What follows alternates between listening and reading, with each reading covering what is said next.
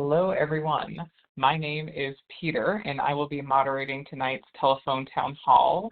Congresswoman Dexter is excited to hear directly from you. To ask a question live tonight, press *3. To subscribe to the Congresswoman's newsletter, press *6, and a member of our team will take down your email. You can also subscribe directly from her website, dexter.house.gov. Again, to ask a question live with the Congresswoman tonight, hit *3. Now, I'm very excited to introduce Congresswoman Dexter. Thank you so much, Peter. Hi, everyone. Maxine Dexter. I'm a mom, a physician, and very proud to represent Oregon's 3rd District in the House of Representatives. Thank you for joining my telephone town hall tonight. I am absolutely clear that the world is, for many, feeling overwhelming, divided, very uncertain. I'm feeling it too. But what gives me hope and what continues to ground me every day is the strength of our community. And just please know, I wake up honored to get to work in Congress, to fight for our community, and to help us thrive. This week, standing up for our community means 2 things. First, fighting back against Trump's abuse of power. Trump is planning to send federal troops into Portland. Portland did not ask, nor does it need federal troops, and we certainly don't want them.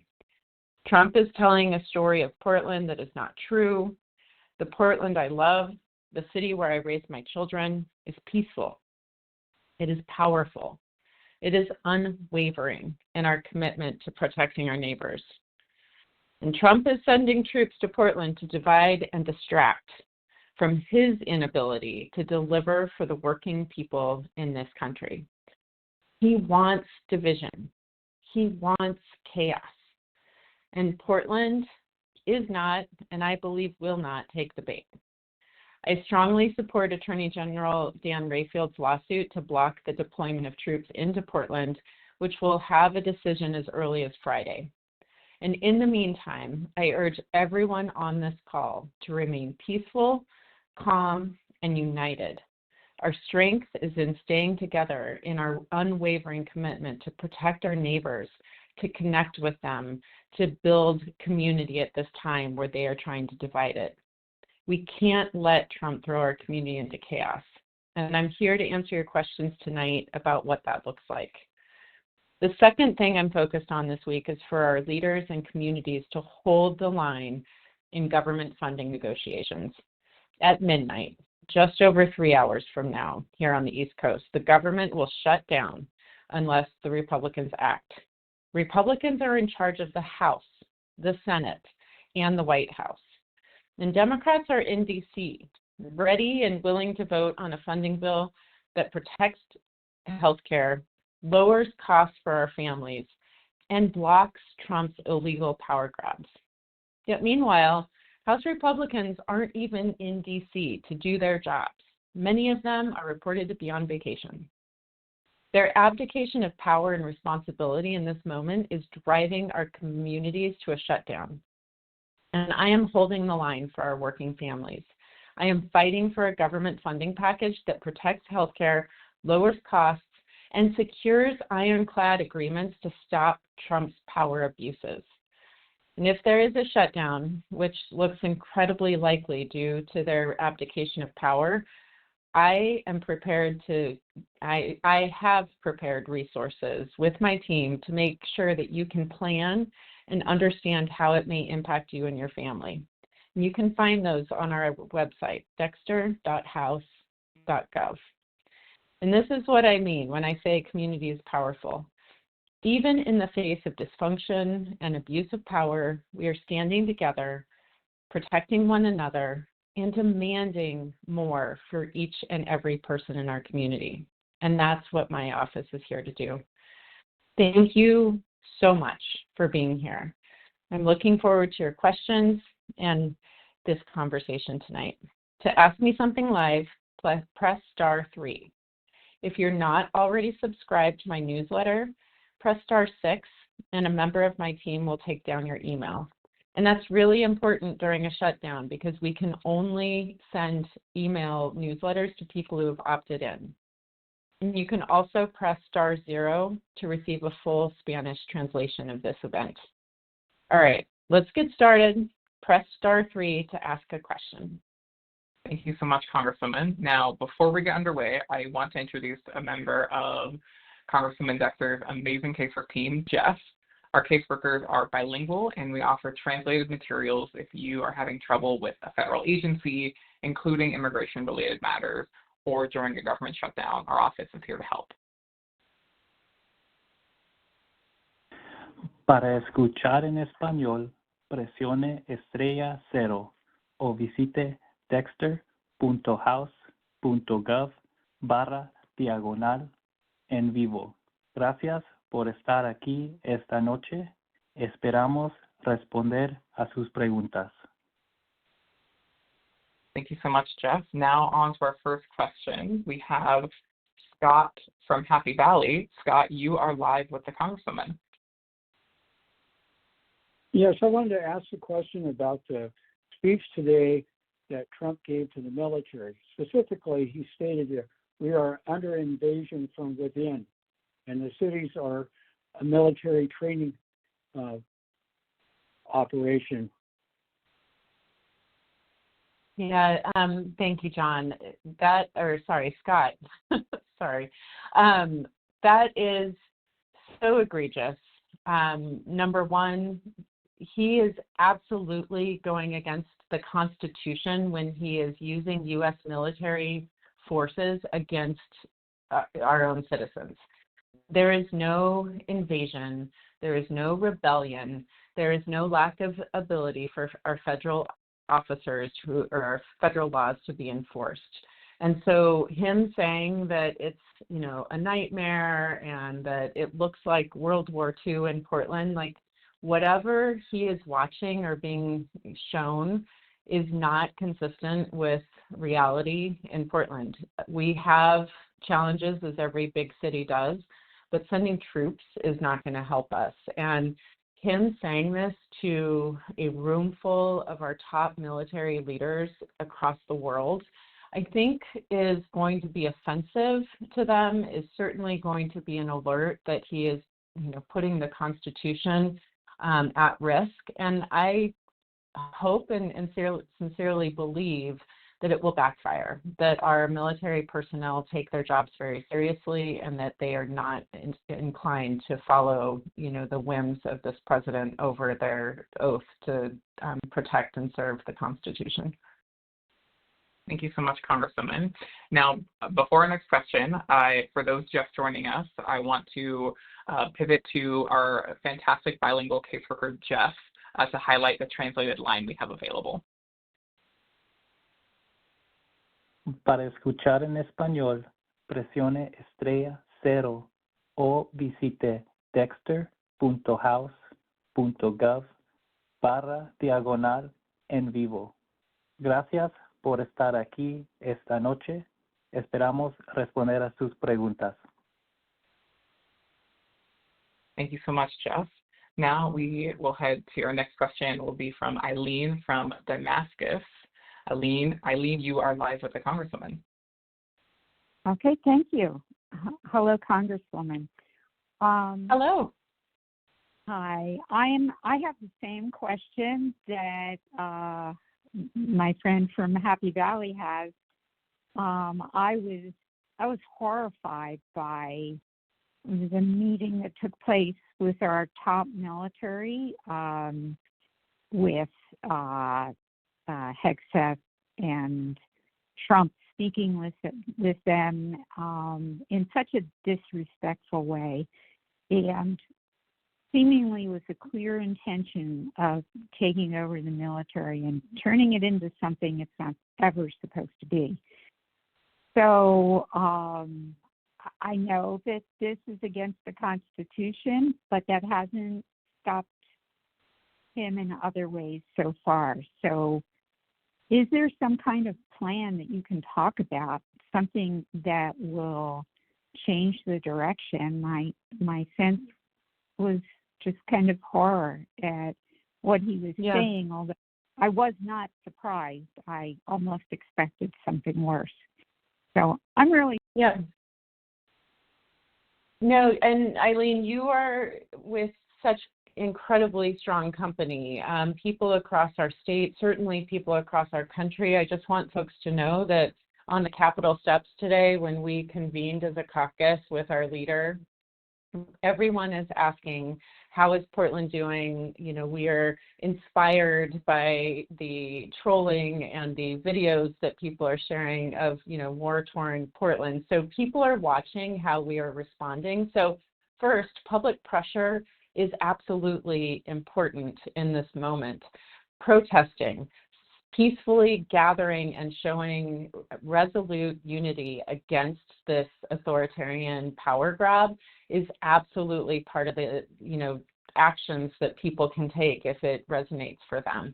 But I also want to be really clear, Attorney General Dan Rayfield has been prepared for this and filed a temporary restraining order, a lawsuit immediately after they said they were going to invoke Title 10 to bring federal troops in to the state. And the court has scheduled a hearing, and that is a hearing for a temporary restraining order for this Friday, October 3rd at 10 a.m. And that lawsuit really contends that the president doesn't have the authority under Title 10. And again, we keep talking about this, but it's important. There is no invasion, there's no rebellion, there's no inability to execute federal laws, and those are the only situations in which Title 10 is valid.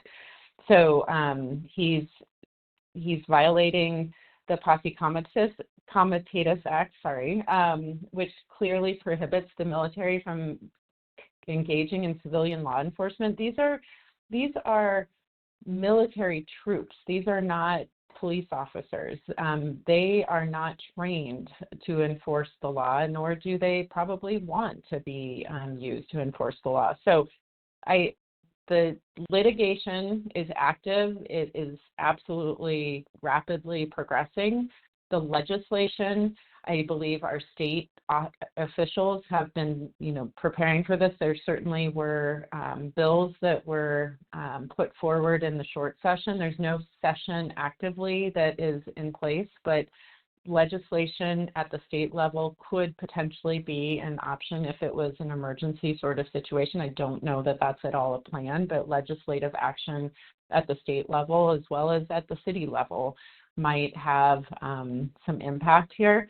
And then public pressure continues to be in a critically important role in making fun of the president gets under his skin. And if people feel inclined to share, you know, views of Portland that are counter to his narrative, you know, I am appreciative of people taking that action, and certainly it's something that we are doing. And other cities across the nation who are concerned are Chicago.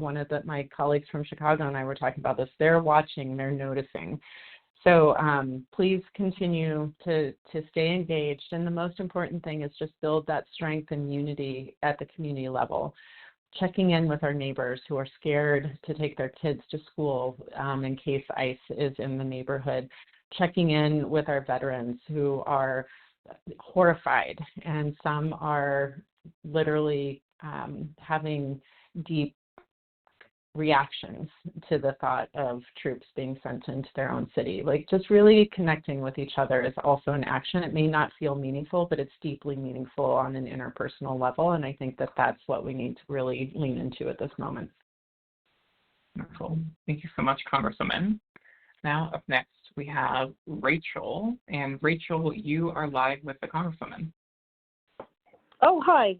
Thank you, Congresswoman. I appreciate how accessible you are for all of us and the updates. It's really helpful. My question tonight is, since the Arizona Congresswoman Adelita Grijalva has won, what can we do to help put pressure on the House to swear her in? Because it sure seems like all of these, like sending troops to Portland, the speech to the generals, all of these weird things that keep happening from this White House are meant as distractions to keep us from paying attention to the fact that we have the final 218th signature to put pressure on them to release the rest of the Epstein files.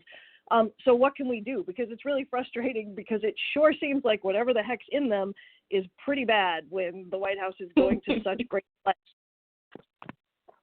I totally agree with you, Rachel. And first, thank you for understanding that that is an important action that we can be taking right now. Angelita Grijalva was elected in a landslide, and we had a pro forma session today. So there was a gavel, there were Democrats in the chamber ready to work, and she was not sworn in, even though it could have happened today. And they are talking about not swearing her in potentially until next week. And just so everyone who may not be as informed is clear, there's a discharge petition, which is basically forcing a vote on a bill. And that bill is to release all of the Epstein files. And we have 217 signatures. We only need 218. And Angelita is very clear that she will sign that discharge petition once she is sworn in. So we see this as potentially delaying her swearing in to protect Donald Trump and all of those powerful men who, frankly, were pedophiles and perpetuating crimes against young women.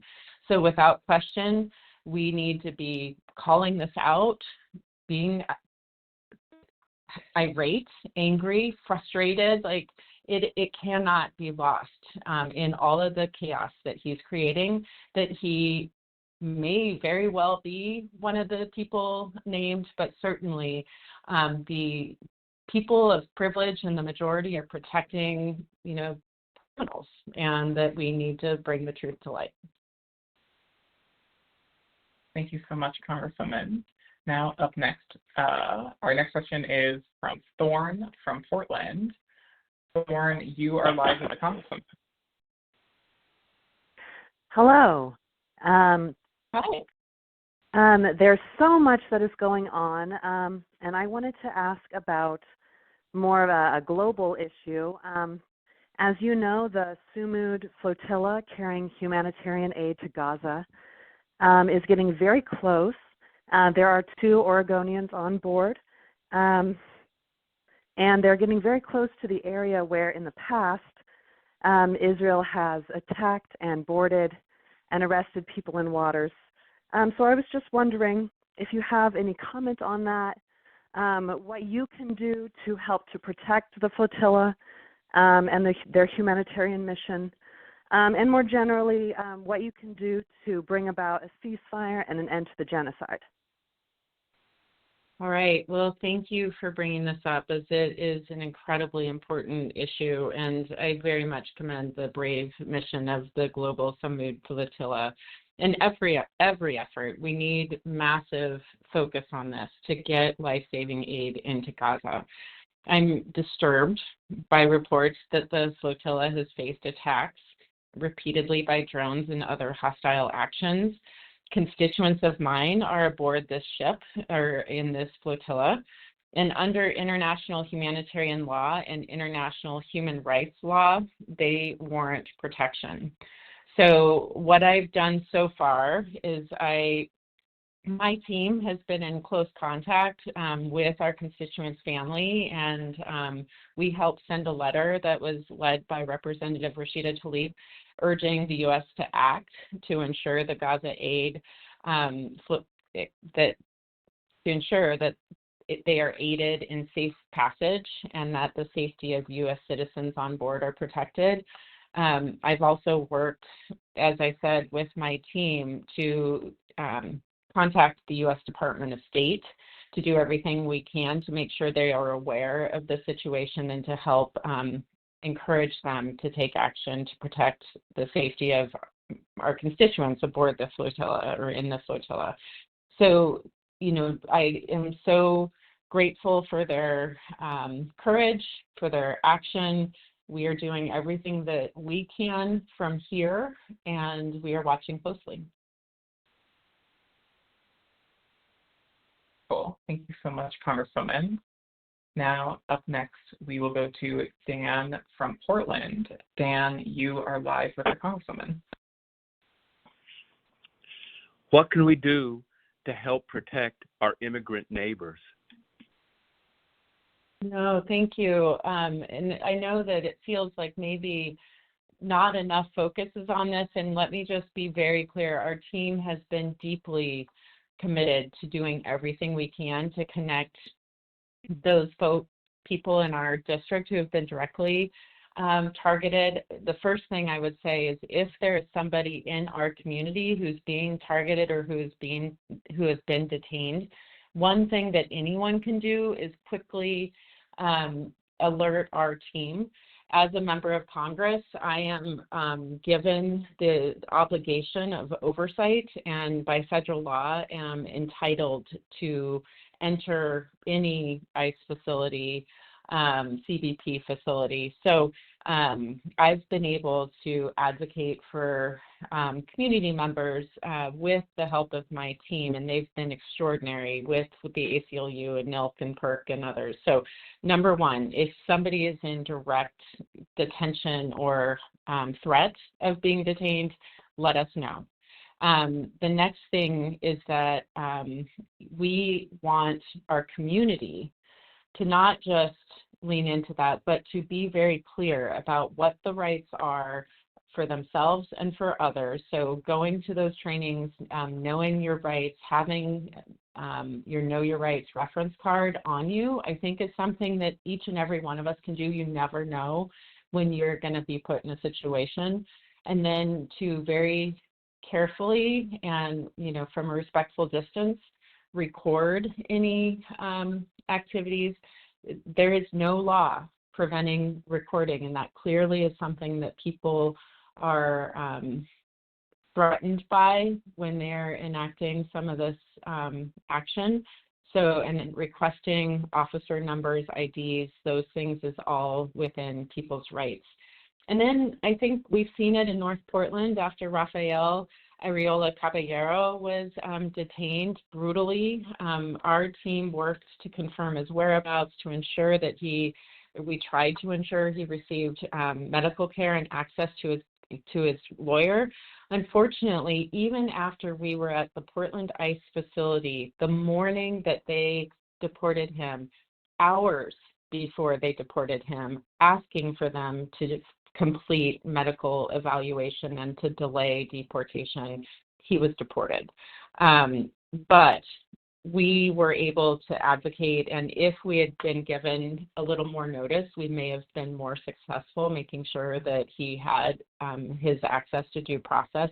Attention on these things does help. So please make sure that you're alerting us. But I started on that path to say that after his detention or being detained, the Cesar Chavez community came together to build a carpool network, community assistance network, so that people who didn't feel safe taking their children to school had others in the community who were allies and were willing to help protect their children and to keep them out of harm's way. So whether it's, getting food for our neighbors from the grocery store who don't feel safe going to the grocery store, driving children to school, making sure that if they have legal proceedings that they have folks who are accompanying them, giving our office a call if they're worried about those office proceedings.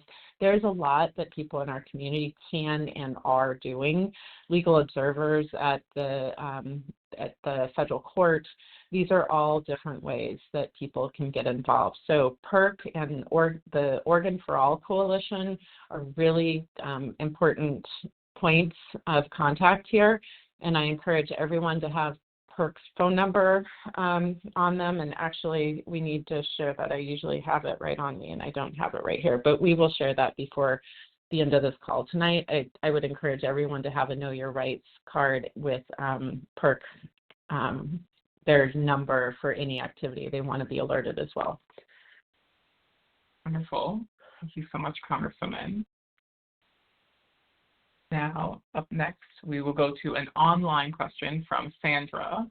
Sandra asks, what happened to the children held at the ICE facility that are citizens, the one you visited and were trying to help? Yeah, so those were or are the Merlot's children. We actually had a shadow hearing here in DC, I think 2 weeks ago now, where Mimi Letinich, who is the acting caretaker for the children, came to speak on behalf of Jackie and Carlos, their parents, about what's happening and how it's impacting their children. The kids, there's triplets who are 9 and a 7-year-old, are all safe living with Mimi and her husband. They are going to school. The community has really embraced them, giving free tuition to their school that they're attending, making sure that they are getting the opportunities with music and other things that they were getting prior to their parents being detained. But the fact of the matter is that their family is separated. And as stable as the situation is, they are in no immediate danger. They were separated from their mother while in custody, interrogated individually, asked for details that they feel guilty about their father being detained afterwards. These children have been traumatized and will live with extraordinary guilt and pain for the rest of their lives as a result of something the U.S. government did to these U.S. citizen children. It doesn't matter if they're U.S. citizen children or not, in my eyes, but it certainly impacts the law and what is considered ethical. They were kept for over 2 weeks in a facility that is intended to detain people for no more than 12 hours. So the kids are doing okay, but their family is separated. Their parents are still in custody, and despite our advocacy for Jackie to be released, and I think the color is still on, despite Jackie, our advocacy, she has not been released. Thank you so much, Congresswoman. Now, in our recent newsletter, 89% of you told Congresswoman Dexter that you believe Trump should work with Democrats to protect health care and keep the government open. Now, she would like to hear from you again on this topic. If you have to pick just one, what do you think should be the top priority in a deal to keep the government open? Press 1 if your top priority is protecting access to health care. Press 2 if your top priority is lowering costs for families. And press 3 if your top priority is stopping Trump's illegal power grabs. Again, press 1 if you think that protecting federal health care investments like Medicaid and Affordable Care Act tax credits should be the top priority in government funding negotiations. Press 2 if lowering costs for working families and bolstering economic security should be the top priority in government funding negotiations. And press 3 if your top priority is stopping Trump's illegal power grabs, like the deployment of federal troops to our Portland. Now, while we wait for the results to come in, I am turning it over to our caseworker, Jeff. Para escuchar en español, presione estrella 0 o visite dexter.house.gov/en vivo. Gracias por estar aquí esta noche. Esperamos responder a sus preguntas.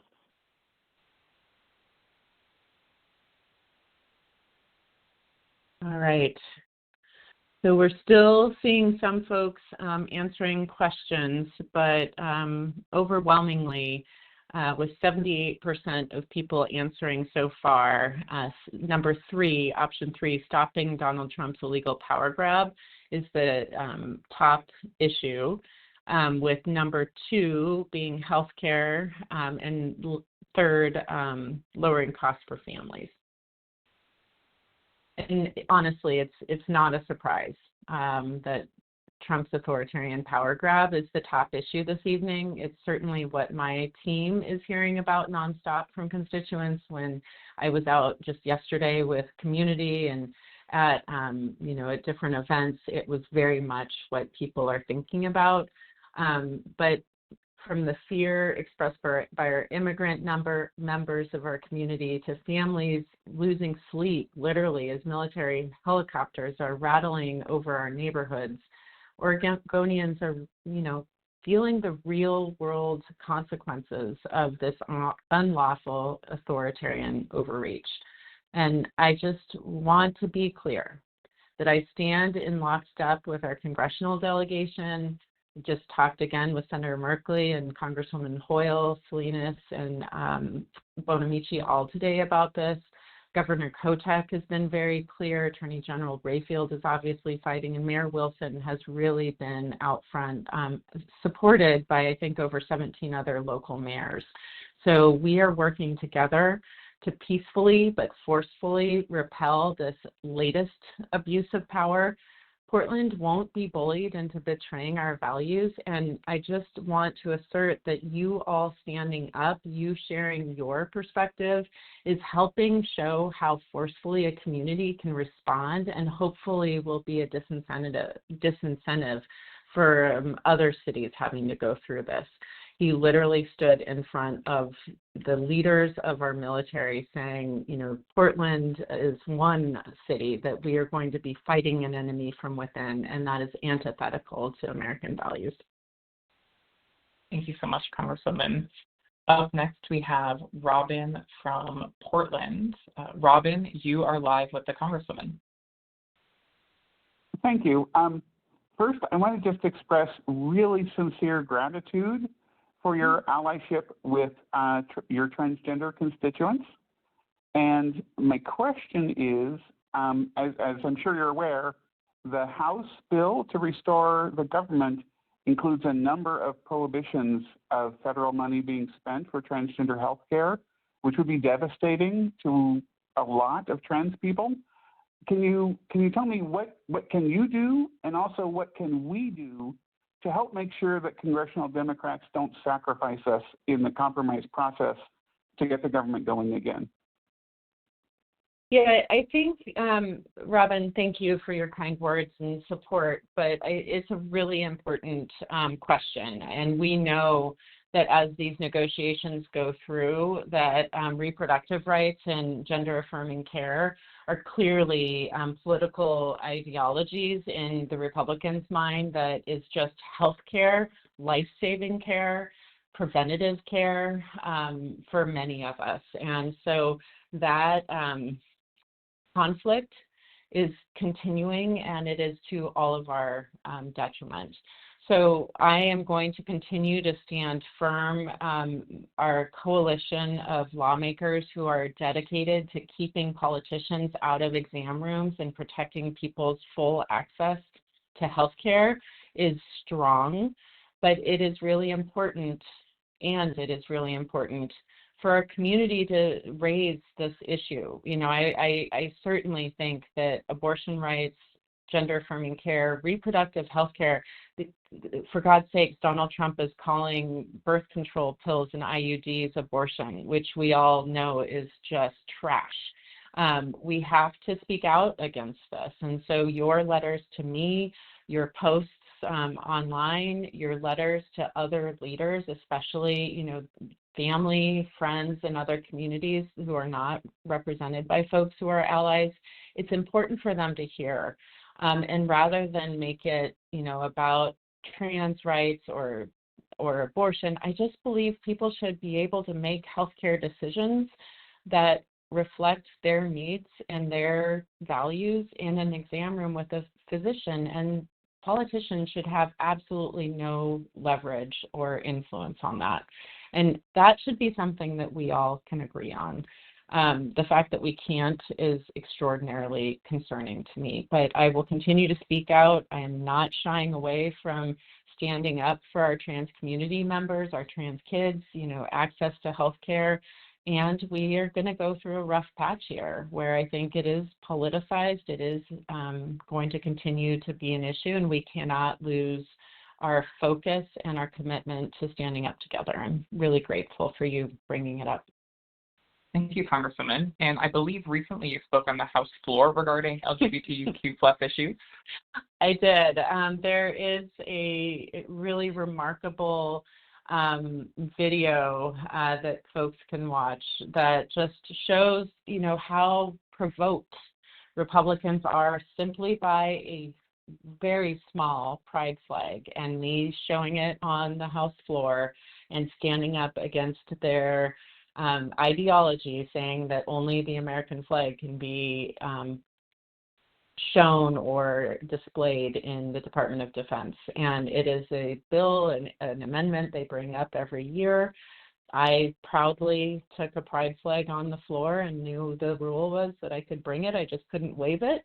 And Marjorie Taylor Greene and our congressman from Florida who was running the debate lost their minds. And people, the staff were running around telling me I had to take it down. I knew the rules. I knew I could display it. And it was in solidarity and making sure that our veterans and our military personnel who are being really targeted and are fearful right now, I stand proudly with them and their rights to have the same access to health care as everyone else, and also to be able to display a pride flag. Thank you so much, Congresswoman. Now up next we go to Craig from Portland. Craig, you are live with the Congresswoman. Hello, I served in the military under Reagan. This is direct violation of the Posse Comitatus Act. And why won't the Republicans in the Senate get rid of this pestiferous president? I mean, when I was growing up, it was the 60s, okay? We basically had only been 20 years or less from World War II, and here we are again. Yeah. Why haven't they stood up? It's such a good question, Craig, and certainly I have been hearing from veterans across our state, but certainly in our district. I've been talking with veterans and active military personnel. It is clear that it not only is in violation of the Posse Comitatus Act, but it is in violation of the oath that military personnel take repeatedly to uphold the Constitution from, threats domestic and foreign. And this is a domestic threat to our national security. And Donald Trump is trying to normalize military personnel with loaded guns in our communities. And I strongly believe, Jamie Raskin and I talked about this on the floors, on the steps of the House today, that we believe that it is a move towards fascism, that he is trying to, I believe, I can't speak for Jamie, I believe it's a move towards fascism to try to normalize military presence as an intimidation factor. And, it's just a matter of time until we have elections in other places where this could be chilling to people exerting their First Amendment rights, their voting rights. So it is absolutely antithetical to our values. I don't know why the Republicans haven't yet backed away from this, but I suspect, I hope, that this ridiculous gathering, this wasteful gathering, this offensive gathering that they had of military leaders from across the world coming together, U.S. military leaders coming to Quantico today, will offend them in such a way that they will also start asserting that Donald Trump is on the wrong path, and hopefully will give our Republican colleagues some courage, which they have lacked, and they need to see that it is long past the time to stand up for the oath that they also took to protect the Constitution. Thank you so much, Congresswoman. Our next question is from Cheryl from Portland. Cheryl, you are live with the Congresswoman. Good evening. Thank you for taking my question. I am wondering, I have read in a couple places that some people are alarmed that if the Democrats didn't somehow, cave, that they are playing into some broader plan that the president and the administration has, that they will, act on executive order, and that, for example, Russell Bott has already said that he wants to lay off and he wants to fire federal workers instead of putting them, in furlough, which is the normal. And I just wonder what the Democratic caucus is doing to prepare for anything like that illegally that would happen around the government shutdown.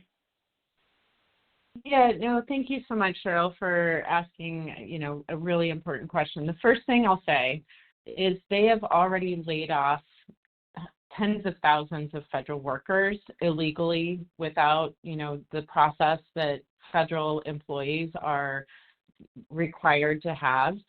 They don't need a government shutdown to fire a bunch of federal employees because they've already been breaking the law. It is a false narrative that somehow a government shutdown is leading to this. They have been doing it. They've already been doing it all along. So they are trying to scare the American people into thinking that somehow the government shutdown is going to lead to this. They already have been planning and have been firing people. Secondly, Democrats are not in any way planning to cave. We are not in control of the House, the Senate, or the White House. It is their job to govern. When you are in the majority, you have control of what bills come to the floor. You have control of what negotiations have wings and are fundamentally possible to pass. And they're not even in the building. They are on vacation with, this is midnight. We're coming up on 2.5 hours before the shutdown. They are nowhere to be found. So they have zero interest in trying to prevent a shutdown. So almost assuredly that's going to happen because they failed to act. And then how do we get out of it is the next question. And it's really concerning to me that there is no movement on this. And let me just once again be clear. We are fighting for health care, access, and affordability for families across this country. The Medicaid cuts, the ACA tax credit, extended tax premium credits that have been saving 20 million people's health care is at risk. And no matter what we negotiate for, Russell vote, Donald Trump, they've been clear they'll carve up whatever, they'll just use rescissions and these other clawback ways that they break their promise that Congress has made to the American people. We have to have an ironclad agreement and enforceability for whatever we negotiate. We can't just naively negotiate expecting them to hold their end of the bargain. They have proven themselves unworthy of trust. And so we need to put into the whatever negotiation that it is enforceable and that Donald Trump can't undermine it. Thank you so much, Congresswoman. Up next, we have Jenna from Portland. Jenna, you are live with the Congresswoman. Hi there. Yes, first of all, I just appreciate all the concern and care that you're taking in with the whole situation. I was hoping you could talk a little bit more about the current steps being taken. You've already touched on it. If to block the National Guard coming, and if they do end up coming, how especially we're going to protect our immigrant community in Portland if the feds do buckle down and put more boots on the ground. Yeah, so thank you again. I know this is obviously top of mind for everybody, so I think it absolutely warrants more discussion. First, the reason for mobilizing the National Guard with Title X is to protect the enforcement of federal law or to protect federal property or because there's a rebellion or an invasion. There's no rebellion or invasion.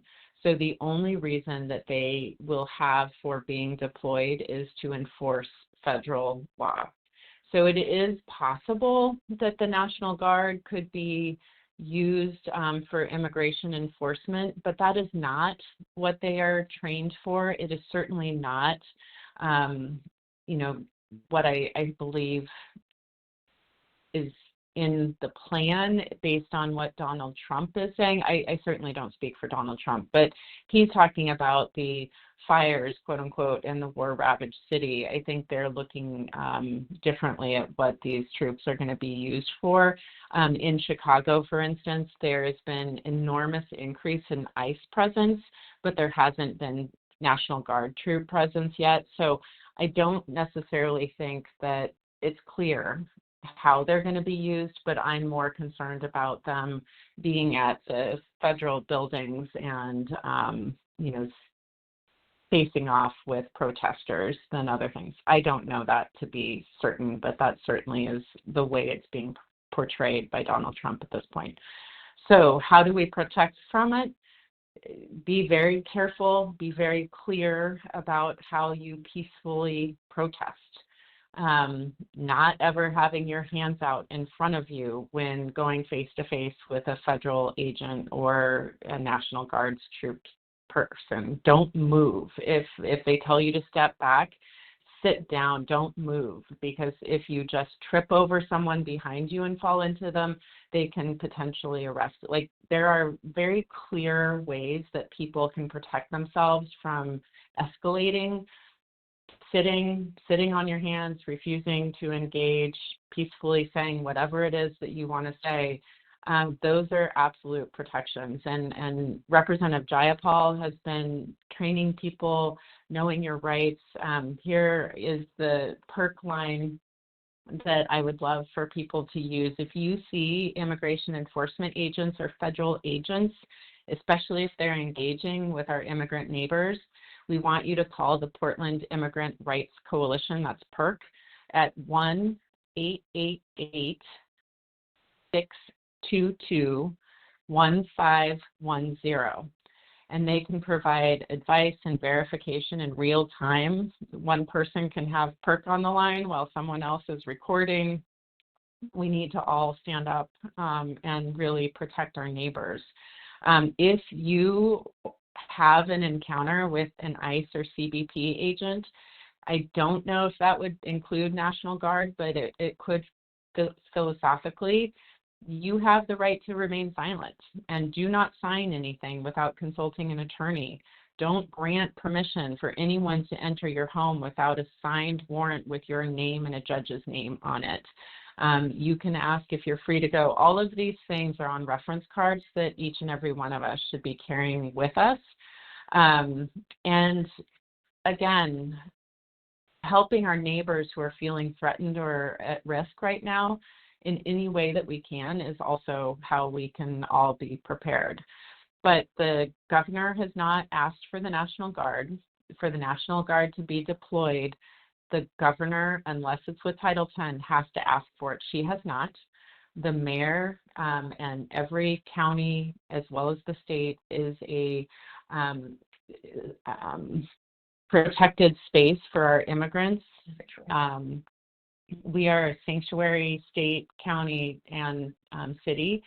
So our local law enforcement is not going to be participating with the National Guard, even though that is what Donald Trump is trying to force. Because we have sanctuary protections, they cannot do that. So lots of different ways that we are prepared for this.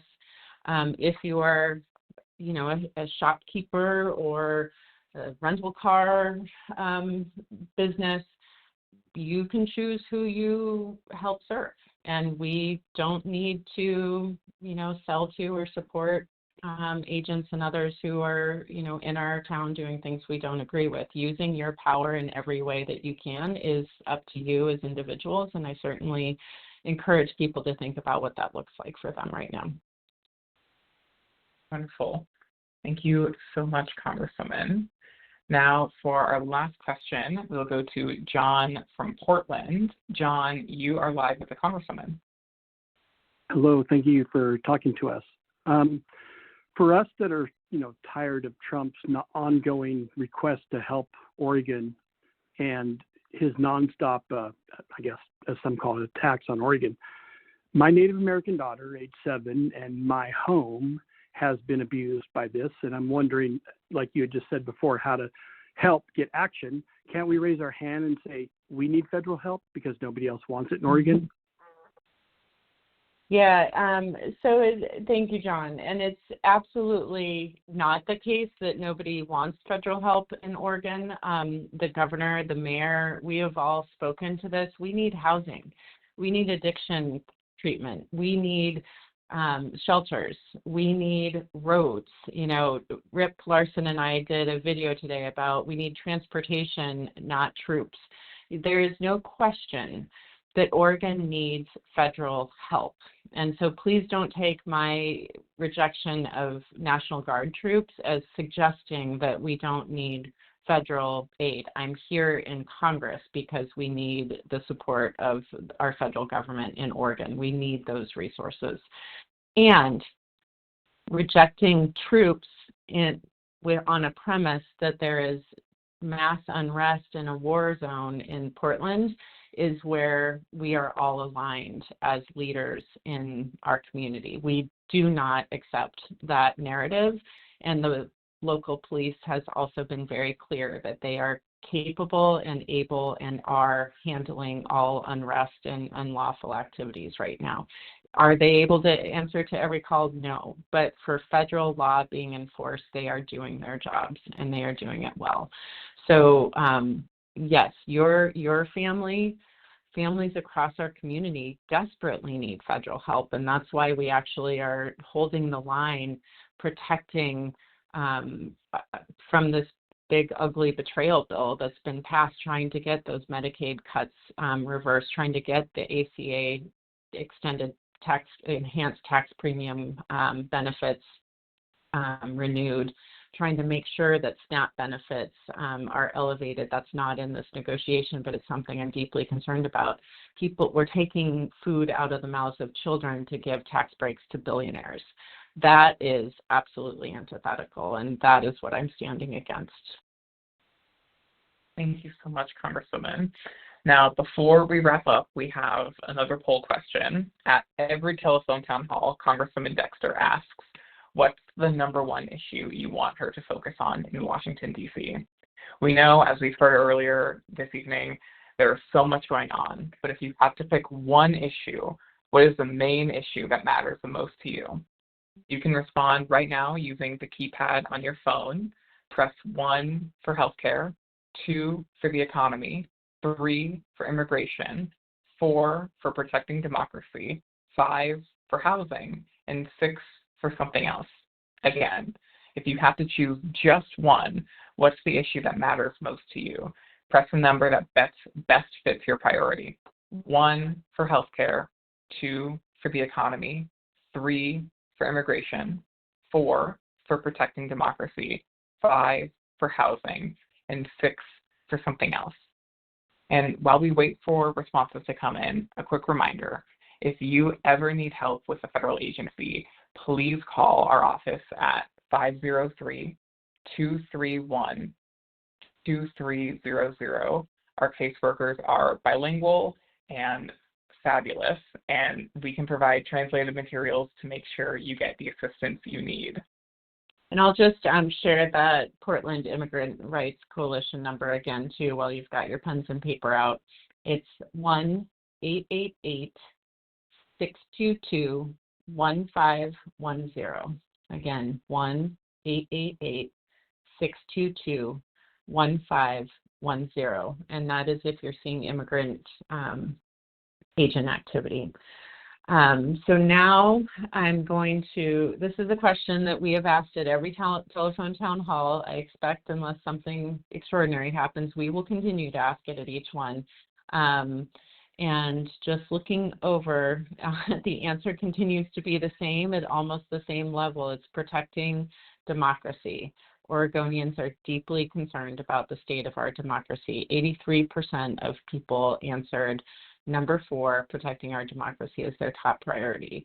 The second highest is healthcare at 6%, closely followed by immigration at 4%, and then 3% the economy, 1% housing, and 2% something else. And I just want to say, like, this is an extraordinary shift from even 2 years ago when I was running for office, where housing was clearly the number one issue on people's mind in our community.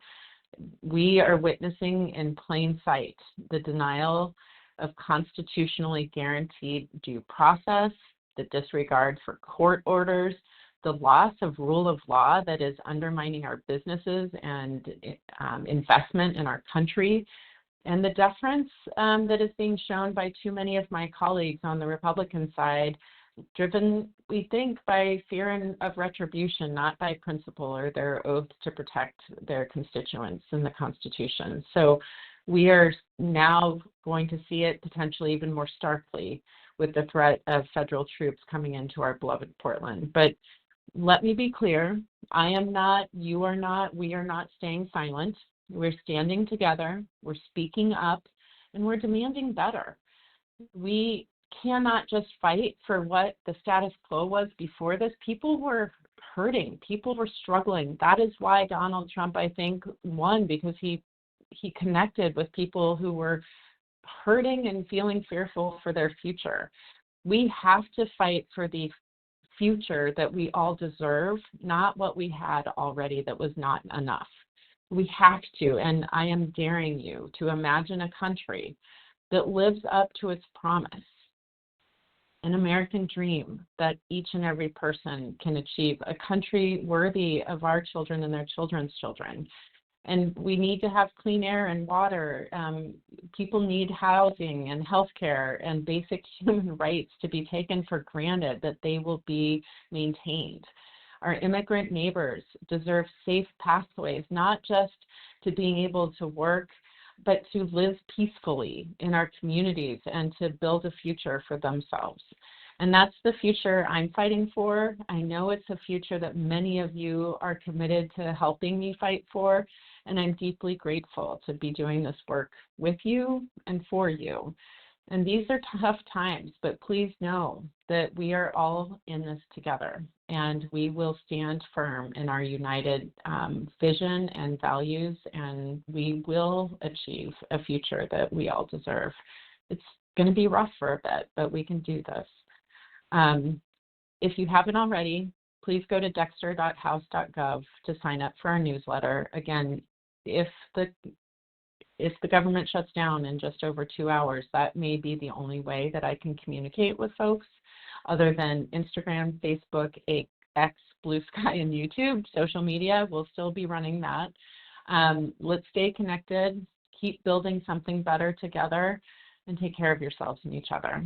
Thank you for joining us. I know people like to know we had over 11,000 people on the phone tonight. Take care of yourselves and have a great night.